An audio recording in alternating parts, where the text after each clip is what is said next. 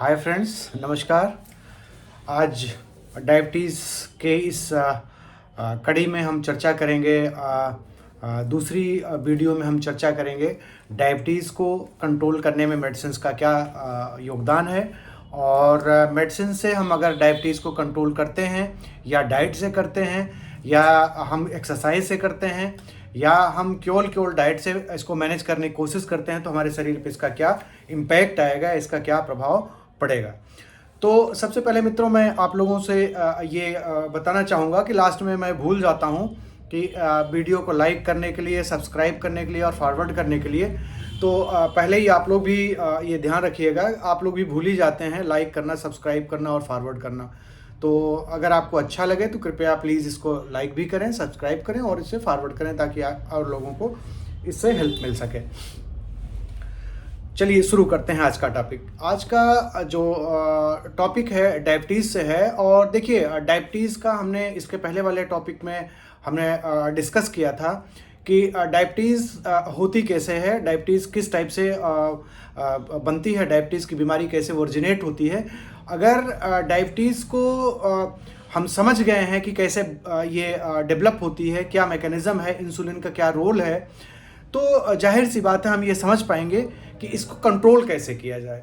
तो देखिए, हमने पिछले वीडियो में चर्चा करी थी कि डायबिटीज़ दो प्रकार के होते हैं। एक जुवेनाइल डायबिटीज़, जिसको हम डायबिटीज़ इंसिपिडस कहते हैं, जो जनरली बच्चों में होता है, और दूसरा डायबिटीज़ मेलाइटस DM2 टाइप 2। तो इसमें होता क्या है कि दोनों में जो डिफरेंसेस है, एक में इंसुलिन तो बनता है और रिसेप्टर उसके ख़राब होते हैं जो टाइप 2 में होते हैं। और बच्चों में जनरली क्या होता है, बच्चों में तो इंसुलिन ही नहीं बनता, रिसेप्टर ठीक होते हैं। और मैंने बताया कि जो इंसुलिन है वो एक टाइप का गेटकीपर है जो सेल में ग्लूकोज को कंट्रोल करता है, आने जाने के लिए दरवाजे खोलता है। जो रिसेप्टर्स होते हैं सेल पे, वो चाबी की तरह काम करते हैं। ग्लूकोज जब जाता है तो उसी चाबी को उठा के उसके दरवाजे को खोल देता है। अभी जो डेवलपमेंट है इसमें, अब देखिएगा, जैसे अगर आपने खाना खाया, शुगर आती कहाँ से? डाइट से आती है। जनरली कार्बोहाइड्रेट से शुगर निकलती है। हमने रोटी खाई तो उससे क्या होता है, डाइजेस्ट होने के बाद वो शुगर में कन्वर्ट होता है।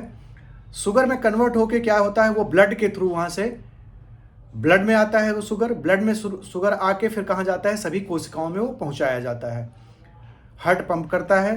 हार्ट पंपिंग के ड्यूरेशन पतली पतली नसों के द्वारा, आर्टरीज के द्वारा वो कोशिकाओं तक वो खून पहुंचता है। और उस खून में क्या होता है, शुगर होता है, ग्लूकोज होता है। अब वो सेल्स के पास तक तो पहुंच गया। हमारे शरीर में शुगर तो खूब बन रही है, मतलब शुगर तो खूब एब्जॉर्ब हो रही है। शुगर हम खा रहे हैं, ग्लूकोज खा रहे हैं, हमारे शरीर में है, हमारे ब्लड में चारों तरफ घूम रही है शुगर। और वो शुगर घूम रही है, सेल्स के पास भी जा रही है। बट ये दो टाइप के जो डायबिटीज़ हैं उसकी वजह से वो इंसुलिन में नहीं, वो सेल में नहीं जा पा रही है। जब वो सेल में नहीं जाएगी तो जाहिर सी बात है कि उसका मेटाबॉलिज्म नहीं होगा। जब मेटाबॉलिज्म नहीं होगा तो उससे एनर्जी नहीं बनेगी। जब एनर्जी नहीं बनेगी तो क्या होगा, मरीज को, पेशेंट को, इंडिविजुअल को क्या होगा, लेथार्जिक फील होगा, कमजोरी महसूस होगा, एनर्जी नहीं है, वो सोया रहेगा। तो फिर क्या होगा, तो उसका जो शुगर है वो पूरे शरीर के अंदर, नसों के अंदर, खून में वो बढ़ा हुआ रहेगा, कंज्यूम होगा नहीं। जितना आपने खाया वो ऐसे पड़ा रहा। अभी क्या है, सेल्स को डिमांड भी है, आपके पास शुगर भी है, सप्लाई भी है, डिमांड भी है, बट मीडिएशन नहीं है। सप्लाई और डिमांड के बीच में जो है वो ब्रिज नहीं है। ब्रिज कौन है? वो सेल का जो गेट है, गेट कीपर है, जो इंसुलिन है। इंसुलिन महाराज अब खड़े हो जाएंगे, गेट खोल देंगे, शुगर अंदर चली जाएगी। नहीं तो शुगर अंदर नहीं जाएगी तो क्या होगा, शुगर ब्लड में फ्लो करता रहेगा, सेल को नहीं मिलेगा। सेल को नहीं मिलेगा तो क्या होगा, सेल स्टारवेशन में चला जाएगा।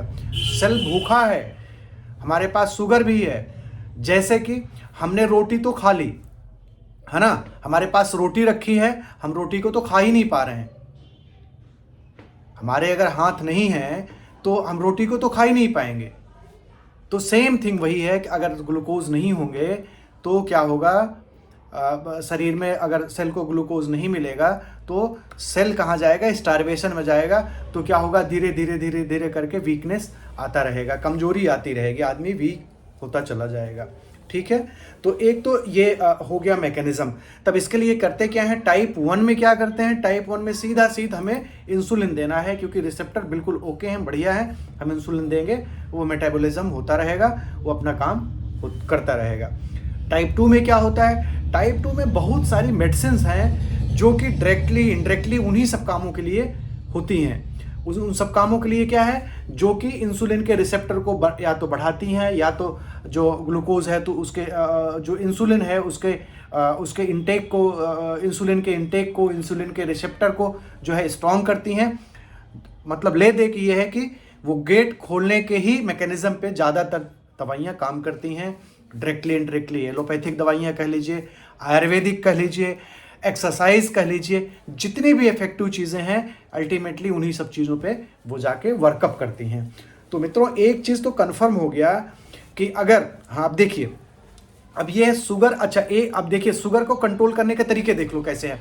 एक तो आदमी कहता है भाई 10 रोटी खा रहा था, उसने कहा भाई हमने रोटी के तो कम कर दिया है, ये रोटी हमने बंद कर दिया भैया, हम तो चावल मैंने बंद कर दिया है, मैंने गेहूँ बंद कर दिया है, और मैं तो सब्जी लेता हूँ, दाल लेता हूँ, और चीज़ें खाता हूँ, फ्रूट्स खाता हूँ। तो भाई अल्टीमेटली फ्रूट्स में भी कार्बोहाइड्रेट होता है, और आपके दाल में भी होता है, हर चीज़ों में तो कार्बोहाइड्रेट होता है ना, वो डाइजेस्ट होकर अल्टीमेटली शुगर में कन्वर्ट होगा। बेशक आपने जो शुगर लेनी चाहिए थी, शुगर आपको लेनी चाहिए थी इतनी, आपने शुगर कर दी इतनी, तो जाहिर सी बात है ब्लड में शुगर का लेवल तो आपका कम होगा ना।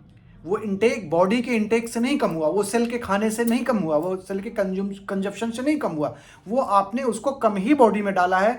जब आप मेजर करेंगे शुगर देखेंगे तो शुगर का लेवल आपको कम मिलेगा, आप हैप्पी हो जाएंगे, तो गुड हो गया, अच्छा हो गया, हमने डाइट से मैनेज कर लिया। But this is not good thing. देखिए, इससे आप अभी आपका काम आधा हुआ है। फ़ायदे हैं इसके, नो डाउट, आगे चल के मैं बताऊंगा इसका क्या फ़ायदा है, लेकिन इसका आपने आधा ही फ़ायदा इसका मिलेगा, पूरा फ़ायदा नहीं मिलेगा, क्योंकि आपकी सेल्स तो स्टारवेशन में रहेंगी, क्योंकि सेल में तो ग्लूकोज जाएगा ही नहीं, बहुत मिनिमम ग्लूकोज जाएगा, तो सेल तो स्टारवेशन में ही रहेंगी ना। अभी क्या है, आपने, अच्छा होता क्या है, जब ग्लूकोज इनटेक नहीं होगा सेल के द्वारा, तो होगा क्या, ब्लड के जो आर्टरीज हैं, जो वेन्स हैं, उसमें फ्लो करता रहा है ग्लूकोज। तो होता क्या, ग्लूकोज क्या है, चीनी है, शुगर है। जैसे 1 लीटर पानी में आपने 100 ग्राम चीनी डाल दिया तो वो कम गाढ़ा होगा, 200 ग्राम चीनी डाल दिया थोड़ा और गाढ़ा हो जाएगा, 1 लीटर में आधा किलो चीनी डाल दिया और गाढ़ा हो जाएगा, 1 लीटर में 1 लीटर आपने डाल दिया तो एकदम बिल्कुल जाम कर देगा, वो तो एकदम सॉलिड हो जाएगा। लाइकवाइज होता क्या है कि शुगर जब ब्लड में बढ़ता है तो ब्लड को थिक करता है, ब्लड गाढ़ा होता है, उसकी ब्लड की विस्कोसिटी बढ़ती चली जाती है। जब बढ़ती चली जाती है तो कहीं ना कहीं वो ब्लड की सप्लाई जो होती है, जो खून आर्टरीज या वेन्स में जो जाता है, तो वो बहुत पतली पतली जो वेन्स हैं, जो आर्टरीज हैं, वहाँ पे वो नहीं पहुँच पाता गाढ़े होने की वजह से। तो होता क्या है, वहाँ के अंगों में वो अंग सूखने लगते हैं, या काम करना बंद करने लगते हैं, या उनका नरिशमेंट नहीं हो पाता है। तो एक तो विस्कोसिटी आपने कम कर दी, बेशक एक बात, तो एक फ़ायदा तो ये हुआ ही, लेकिन अभी इनटेक जो सेल्स को है वो तो नहीं हो पा रहा है। नहीं हो पा रहा है क्यों, उसका मैकेनिज्म अलग है। तो उसके लिए क्या करना है मेरे को, टाइप 1 में तो इंसुलिन लेना है, उसका कोई एक्सक्यूज़ नहीं है, इंसुलिन आपको देना है।